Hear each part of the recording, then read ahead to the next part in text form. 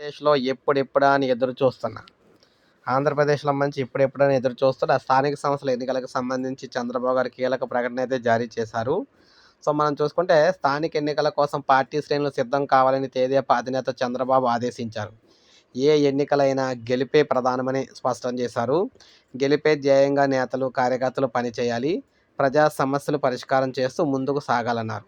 ఎవరు ఇగోలకు వెళ్ళొద్దని చంద్రబాబు హితవు పలికారు.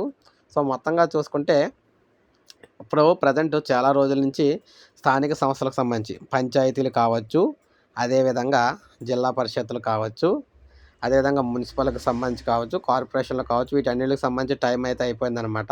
సో, టైం అయిపోయిన నేపథ్యంలో ఈయన ఈరోజు జరిగిన మహానాడు మీటింగ్‌లో ప్రజలకు చెప్పడం జరిగింది. పార్టీ శ్రేణులకి ఎన్నికలైతే మనకి స్థానిక సంస్థల ఎన్నికలు రాబోతున్నాయి. అందరూ కూడా సిద్ధంగా ఉండాలని తెలియజేశారు.